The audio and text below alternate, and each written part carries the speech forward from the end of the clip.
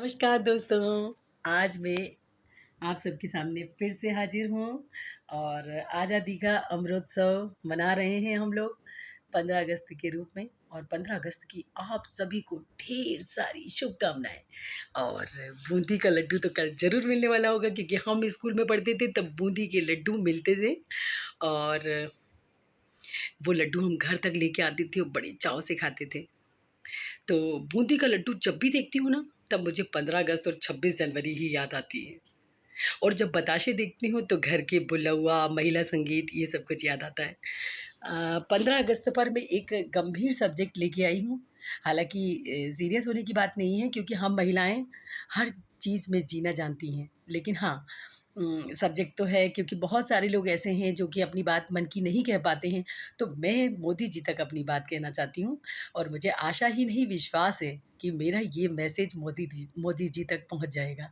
तो मोदी जी से मैं ये अनुरोध करना चाहती हूँ कि जिस तरह से 15 अगस्त का आज़ादी का अमृत महोत्सव सारी दुनिया मना रही है, हम लोग घर-घर झंडे लगा रहे हैं, और मुझे वो झंडों से इतना, मतलब मोदी जी ने जो कुछ भी किया है ना अब तक, बहुत अच्छा किया है। और सब कुछ देखकर मुझे बहुत खुशी होती है, क्योंकि पहले 15 अगस्त और 26 जनवरी को ही हम झंडा फहरा पाते थे। और पता है आपको एक बात मन की बताती हूँ, जब हम किसी बड़े प्रोग्राम में जाते थे, किसी बड़े स्थल पर जहाँ पर झंडारोहण होता है, वहाँ पर बड़ी-बड़ी हस्तियाँ, 4, 5, 6 लोगों का नाम लिया जाता था और उन लोगों से झंडा फहरवाया जाता था, और हम लोग सामने बैठ के ताली बजाते थे, क्योंकि हम उन नेताओं की भीड़ का हिस्सा थे।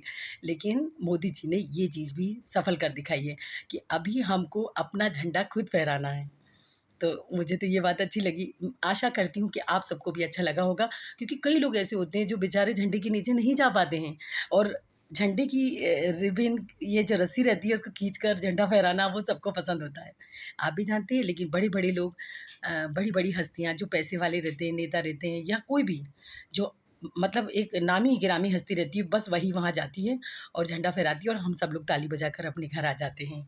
तो छोटा-सा ही सही, लेकिन एक छोटा-सा संदेश लेके आई हूँ कि क्यों ना एक आज़ादी हम महिलाओं को भी मिले।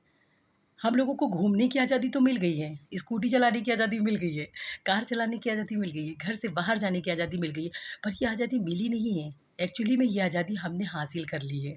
लेकिन हम ये चाहते हैं कि ये आज़ादी हमारे घर के लोग, हमारे परिवार के लोग, हमारे समाज के लोग, हमारे मोहल्ले के लोग, हमारे तबके के लोग, जो लोग हमें जानते हैं, जिन समाज के साथ हम रहते हैं, वो लोग भी हमें 1 दिन की ये आज़ादी दें। क्या हम लोगों को छुट्टी मनाने का 1 दिन का अवसर दिया जाएगा? जी हाँ, ये एक बहुत गंभीर सब्जेक्ट है। जब से मैं पैदा हुई हूँ, तब से मैं पहले अपनी माँ के घर रहती थी, तो वहाँ तो मुझे इस चीज़ का कभी एहसास ही नहीं हुआ। लेकिन जब मेरी शादी हुई तो 28 साल हो गए हैं। बीमार हो जाती हूँ, हॉस्पिटल चली जाती हूँ, लेकिन जैसे ही घर आती हूँ, चाहे मुझे ड्रिप लगी हो, चाहे कुछ भी हो, तुरंत किचन में जाना होता है, खाना बनाना होता है, पानी भरना होता है, सारा काम करना होता है। बच्चों को स्कूल छोड़ना होता है, खाना बनाना होता है, टिफ़िन बनाना होता है, और पहले दिन थोड़ा-सा हमारे लिए सिम्पैथी रहती है कि आपकी तबीयत ठीक नहीं थी, फिर भी आप काम कर रहे हो, थोड़ा रेस्ट भी कर लो। लेकिन उन्हें मालूम रहता है कि ये सारा काम इसी को करना है। सिर्फ़ ये बोलने के वर्ड्स होते हैं, और दूसरे दिन से वापस हमसे सबकी उम्मीदें बढ़ जाती हैं। तो ऐसा कब तक चलेगा और क्यों? तो हमारे देश की लड़कियाँ जो पढ़ रही हैं, बढ़ रही हैं, जॉब कर रही हैं, उन्होंने ये काम को, वर्किंग वुमन ने ये काम को बाँट दिया है कई हिस्सों में, और बहुत सारे लोग मिलके काम करते हैं। किसी के बच्चे, किसी के हस्बैंड, किसी के पति, किसी के माता-पिता, या उन्होंने इस चीज़ के लिए बाइया रखी हुई है। लेकिन हम हाउस मेकर, हम हाउसवाइफ़ है, हाउस मेकर, जिसके घर में 1 कमाने वाला और 4 खाने वाले हैं, उस घर में हम 1 दिन की छुट्टी कैसे लेंगे? कैसे? ये पॉसिबल है? जब हम महीने काम करते हैं, 12 महीने काम करते हैं, 31 दिन काम करते हैं, सालों काम करते हैं, तो क्या 1 दिन की छुट्टी हमें मिलनी चाहिए? हाँ जी, मैं ये चाहती हूँ कि 1 दिन के रिलैक्सेशन के साथ छुट्टी मिले, घर के लोग खुशी से हमारे साथ में एन्जॉय करें, हमको भी फ़ील कराएँ कि हमारे को भी गरम खाना पसंद है, हमको भी ये सब चीज़ें अच्छी लगती हैं।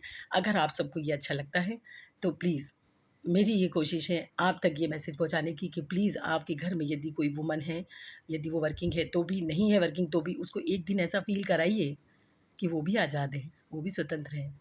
आपके घर में 7 फेरे लेकर उसने कोई बॉन्डिंग नहीं कर दी है कि आपके घर में वो जेल में आ गई है, और आप उसके साथ कैदी की तरह व्यवहार करते हैं। और पढ़े लिखे लोगों के साथ घरेलू हिंसा बहुत होती है। हम समाज के कारण, परिवार के कारण, मायके वालों के कारण, घर की बैक स्थिति के कारण, अपने बच्चों की इज़्ज़त के कारण बोल नहीं पाते हैं।